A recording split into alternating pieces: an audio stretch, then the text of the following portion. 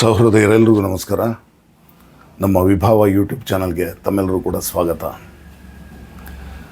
ಬಂಧುಗಳೇ, ಸಿನಿ ಭಾವ ಜಗತ್ತು ಇದರ 42ನೇ ಸಂಚಿಕೆಯನ್ನು ಇವತ್ತು ಪ್ರಸ್ತುತಪಡಿಸ್ತಾ ಇದ್ದೀವಿ.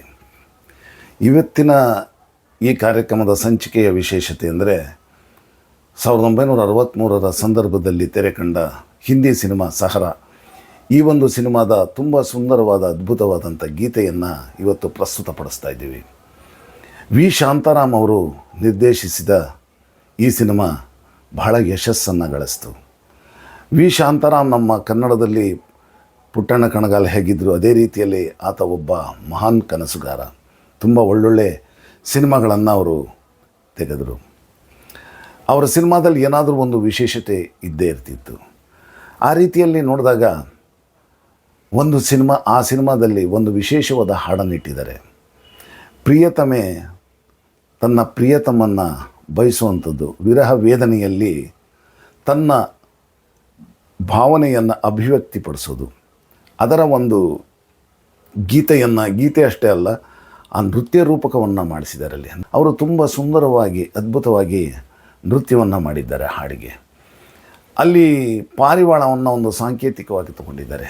ಆ ಪಾರಿವಾಳ ಹೇಗೆ ಅದರ ಮೂಮೆಂಟ್ಸ್ ಹೇಗಿರುತ್ತೆ, ಹೇಗೆ ಕೂತ್ಕೊಳ್ಳುತ್ತದು, ಹೇಗೆ ತನ್ನ ಜೊತೆಗಾರರೊಂದಿಗೆ ಒಟ್ಟಾಗಿ ಹೇಗೆ ಅಕ್ಕಿ ಕಾಳು ತಿನ್ನೋದು, ಇನ್ನೊಂದು ಮೂರು ಮತ್ತೊಂದು ಮಾಡುತ್ತೆ, ಮತ್ತು ಹೇಗೆ ನಡೆಯುತ್ತದು, ಕುಪ್ಪಳಿಸ್ಕೊಂಡು ನಡೆಯೋ ಥರ ನಡೆಯುವಂಥದ್ದು, ಮತ್ತು ಹೇಗೆ ಪ್ರಥಮವಾಗಿ ರೆಕ್ಕೆ ಬಡಿದು ಮೇಲಕ್ಕೆ ಹಾರಬೇಕಾದ್ರೆ ವಿವಿಧ ಹಂತಗಳಿದೆ ಅದಕ್ಕೆ, ಅದೇ ರೀತಿಯಲ್ಲಿ ಮತ್ತು ಹೇಗೆ ಅದು ನೋಡುತ್ತೆ, ಹೇಗೆ ಕತ್ತನ್ನು ತಿರುಗಿಸುತ್ತೆ, ಈ ರೀತಿ ಎಲ್ಲ ರೀತಿಯ ಸಂಪೂರ್ಣದರ ಹಾವಭಾವ ಏನಿದೆ, ಯಾವ ರೀತಿ ಅದು ತನ್ನ ದೇಹವನ್ನು ವಿವಿಧ ರೀತಿಯಲ್ಲಿ ಪ್ರದರ್ಶಿಸುತ್ತೆ, ಈ ಎಲ್ಲವನ್ನು ಗಮನಿಸಿ ಅದರ ಆಧಾರದ ಮೇಲೆ ಪಾರಿವಾಳದ ರೀತಿಯಲ್ಲೇ ಆ ನೃತ್ಯವನ್ನು ಮಾಡಿದ್ದಾರೆ. ಅದ್ಭುತವಾಗಿದೆ, ಬಹಳ ಚೆನ್ನಾಗಿದೆ. ಅಷ್ಟೇ ಅದ್ಭುತವಾಗಿ ಲತಾ ಮಂಗೇಶ್ಕರ್ ಅವರ ಹಾಡಿದೆ. ಅದು ಈ ಗೀತೆಯ ಸಾರಾಂಶ, ಪ್ರಿಯತಮೆ ತನ್ನ ಪ್ರಿಯತಮನನ್ನು ಬಯಸುತ್ತಾಳೆ, ವಿರಹ ವೇದನೆಯಲ್ಲಿ ಅವನನ್ನು ಬಯಸ್ತಾಳೆ.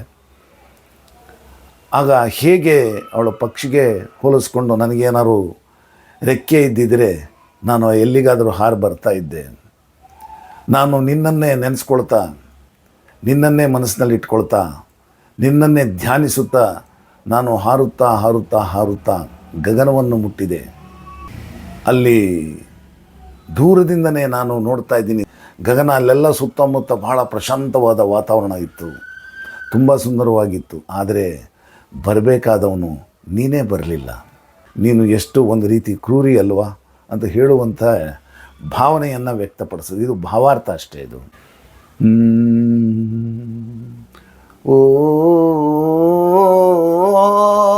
पंख होते तो बोड़ आती रे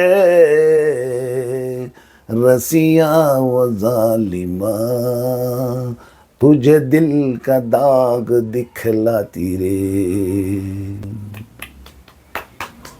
यादों में कोई पहुंची गगन में, पंछी बन के सच्चे लगन में हो, यादों में कोई पहुंची गगन में, पंछी बन के सच्चे लगन में, दूर से देखा मौसम हंसी था,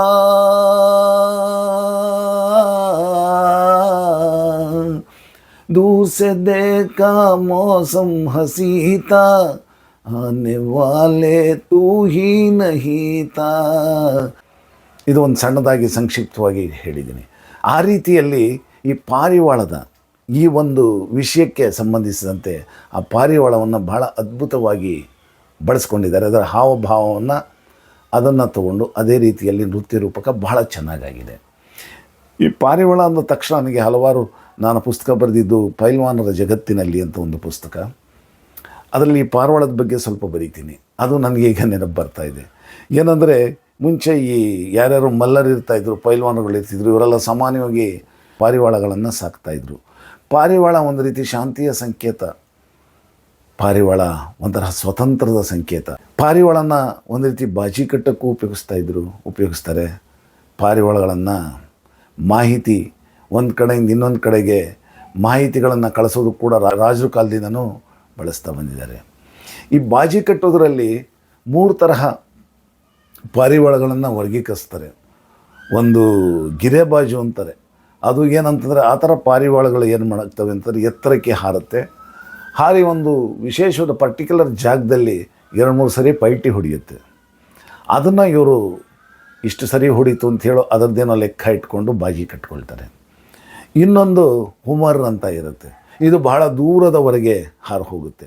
ಅದು ತಿಂಗಳಾರುಗಟ್ಟಲೆ ಎಲ್ಲಿಂದ ಹಾರಕ್ಕೆ ನಾವು ಬಿಟ್ಟಿರ್ತೀವಿ ಆ ಜಾಗದಿಂದ ತಿಂಗಳಾರುಗಟ್ಟಲೆ ಬೇರೆ ಬೇರೆ ಕಡೆ ಹಾರಿಕೊಂಡು ಮತ್ತೆ ಸುಮಾರು ತಿಂಗಳಾದ ನಂತರ ಅಲ್ಲೇ ಬಂದು ಕೂತ್ಕೊಳ್ಳುತ್ತೆ. ಇದನ್ನು ಎಷ್ಟು ತಿಂಗಳು ಹೋಯಿತು ಈ ಥರದ್ದು ಆಧಾರದ ಮೇಲೆ ಆ ಬಾಜಿ ಕಟ್ಕೊಳ್ತಾರೆ. ಮತ್ತೊಂದು ಅಂತಂದರೆ ಸಾದಾ ಅಂತ ಹೇಳಿ. ಸಾದಾ ಅನ್ನೋದು ಬಹಳ ದೂರಕ್ಕೂ ಹೋಗಲ್ಲ ಮತ್ತು ಪೈಟಿ ಹೊಡೆಯೋದು ಈ ಥರದ್ದು ಯಾವುದೂ ಇಲ್ಲ, ಅಲ್ಲಲ್ಲೇ ಸುತ್ತಾಡುತ್ತೆ. ಅದು ಎಷ್ಟು ರೌಂಡ್ ಹೊಡಿತು, ಎಷ್ಟು ಸುತ್ತು ಮತ್ತು ಹೇಗೆ ಬರುತ್ತೆ ಅಂತ ಹೇಳಿ ಅದನ್ನು ಲೆಕ್ಕ ಇಟ್ಕೊಂಡು ಆ ಬಾಜಿಯನ್ನು ಕಟ್ಕೊಳ್ತಾರೆ. ಇದು ಪಾರಿವಾಳಗಳಿಂದ ವಿವಿಧ ರೀತಿಯಲ್ಲಿ ಒಂಥರ ಮಾನವನಿಗೆ ಒಡನಾಡಿ. ಈ ರೀತಿ ಪಾರಿವಾಳಗಳು ಮನುಷ್ಯನಿಗೆ ಹಲವು ರೀತಿಯಲ್ಲಿ ಒಡನಾಡಿಯಾಗಿದೆ. ಈ ಪಾರಿವಾಳಗಳ ಏನು ಹಾವಭಾವ ಇದೆ, ಯಾವ ರೀತಿ ಹಾರುತ್ತೆ, ಈ ಎಲ್ಲವನ್ನು ಆಧಾರವಾಗಿ ಇಟ್ಕೊಂಡು ಆ ಸುಂದರವಾದ ನೃತ್ಯವನ್ನು ಮಾಡಿದ್ದಾರೆ. ಬಂಧುಗಳೇ, ಇದುವರೆಗೂ ಈ ಸಹರಾ ಈ ಸಿನಿಮಾಗೆ ಸಂಬಂಧಿಸಿದ ಈ ಗೀತೆಯ ಬಗ್ಗೆ ಒಂದಷ್ಟು ವಿಷಯಗಳನ್ನು ಹಂಚಿಕೊಂಡ್ವಿ. ಈಗ ಈ ಗೀತೆಯನ್ನು ಹಾಡ್ತಿದ್ದಾರೆ ಶ್ರೀಮತಿ ನಂದಿನಿಯವರು.